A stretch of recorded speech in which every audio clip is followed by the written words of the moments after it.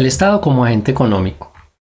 Eh, Dado que hemos explicado ya qué es el sector público, cómo funciona el Estado como sector público, qué tipos de servicios presta el Estado en el sector público, es necesario entender una cosa, que el gobierno tiene un objetivo fundamental y es promover el bienestar de la sociedad como un todo. Pero esto a veces se vuelve un problema o resulta muy difícil por lo menos de llevar a cabo. ¿Por qué? Porque, por ejemplo, un agente económico que es la familia, pues funciona con una lógica. ¿Cuál? La búsqueda del beneficio particular. Uno quiere que su esposa, que su esposo, que sus hijos, que sus hijas, que todo el núcleo familiar esté bien. Entonces uno está buscando primero o en primera instancia el bienestar particular. Por el otro lado tenemos los agentes económicos que son las empresas. Las empresas pues también operan con esa lógica del bienestar particular, pero en últimas tienen en cuenta también en esa racionalidad que lo que ellos puedan producir les produzca utilidades, ganancias, rentabilidad. Sin embargo, el gobierno, perdón, no busca sino una única cosa, y es ¿cuál? El bienestar colectivo.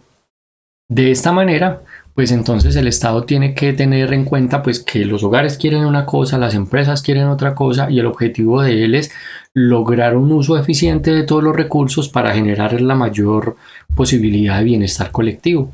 De esta manera, el gobierno actúa en la esfera de lo público al servicio de la comunidad o de la nación y por el otro lado tendríamos a las empresas y a los hogares actuando en la esfera de lo privado, es decir, en la búsqueda de un interés particular.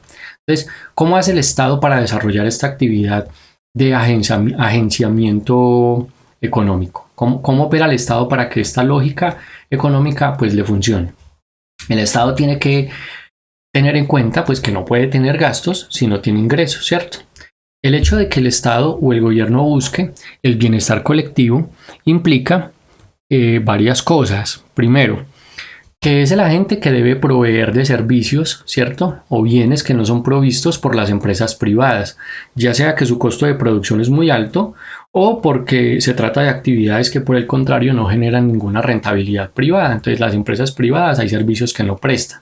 Y por eso el Estado se ocupa, por ejemplo, o también porque es muy delicado el tipo de servicio de producto. Entonces el Estado presta el servicio de defensa nacional, el suministro de salud a los más pobres, a los ancianos, el cuidado del medio ambiente.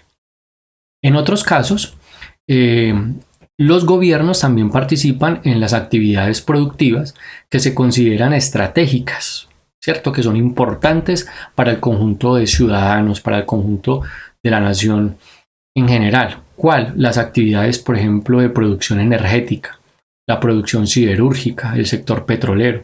Estas actividades no se pueden dejar desde esta forma liberal que estamos viendo nosotros de preservar el bienestar no solo del individuo sino de la colectividad solo en manos de privados. ¿Por qué? Porque entonces las empresas privadas vienen, prestan esos servicios, pero toda la utilidad, la rentabilidad y la ganancia quedan para ellos.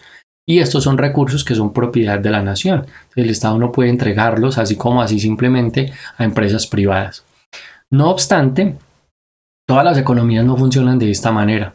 En los países más desarrollados, por ejemplo, como Estados Unidos, como Francia, Alemania, Japón, el gobierno participa casi exclusivamente en las actividades en las que el sector privado no tiene interés en hacerlo, ¿cierto? Lo cual hace que su participación en sectores como la industria o el sector financiero sea nula. Es lo que nosotros vemos cotidianamente pues cuando se habla del bienestar que hay en esos países, pero también la cara que no vemos nosotros de la moneda es que esos recursos producen bienestar solamente para quienes son los dueños de ellos y no para el resto de la población. Por eso en esos países es tan difícil ser pobre y en esos países es tan difícil acceder a servicios de salud o educación porque todo es absolutamente costoso. En los países como el nuestro, en los países de América Latina, los países latinoamericanos, el gobierno casi siempre ha estado presente en todas las actividades productivas junto con la empresa privada. Esta tendencia, sin embargo, en las últimas décadas se ha modificado, sobre todo en la década del 90 empezó a modificarse. ¿Por qué? Porque se dio un cambio en el modelo económico que significó el inicio de procesos de privatización. El Estado empezó a cederle, el Estado empezó a venderle a las empresas privadas su propiedad sobre negocios que son atractivos para el sector privado, pero que eran sectores económicos desde los cuales el Estado podía sacar enormes cantidades de ingresos para prestarle servicios a la población. Con este proceso con este proceso de privatización, lo que se busca es que el gobierno se retire de actividades que pueden estar en manos de agentes privados y se concentre en llevar a cabo actividades que son necesarias para la sociedad y que no pueden ser o no quieren ser desarrolladas por la industria privada, por la empresa privada. ¿Cuál es el problema? Que como decíamos al principio, no podemos nosotros, como nos muestra la figura, producir ingresos sin tener en cuenta producir gastos, tener gastos sin tener en cuenta que se requiere de cierta cantidad de ingresos para poder vivir y organizarse. Entonces el Estado si deja actividades económicas que le generaban muchos ingresos, ¿cómo hace después para generar esos servicios sociales, esos servicios públicos que debe prestar? Si el Estado merma sus ingresos, eso significa paralelamente que se merman los ingresos que, digamos así, de los cuales se financian las actividades públicas que son vitales para el país. Esto entonces es lo que ustedes encontraron en el documento cuando se habla de los procesos de privatización a partir de 1991 y cuando se habla de los procesos de descentralización, que es la otra información que ustedes pueden encontrar en ese documento.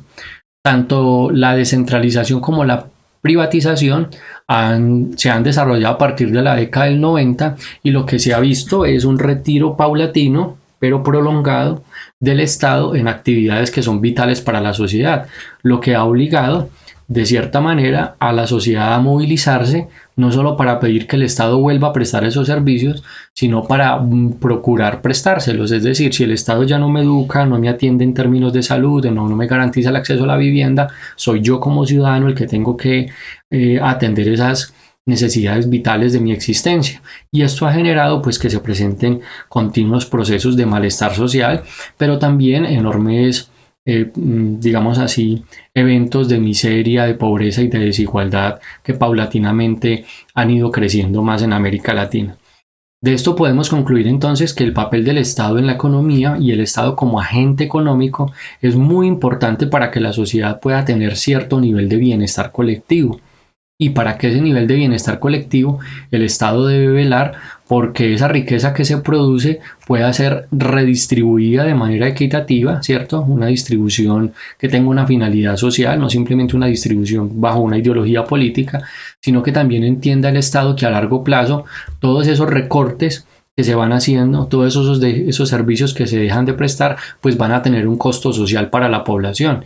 Y reiteramos la frase, nadie puede vivir en un cielo cuando está rodeado de un infierno. Cuando las condiciones sociales, cuando las condiciones de vida para la sociedad no son adecuadas, pues obviamente esto tiene que terminar tarde que temprano repercutiendo en inestabilidad para el gobierno y obviamente inestabilidad pues para la región en la que se encuentra ubicada nuestro país.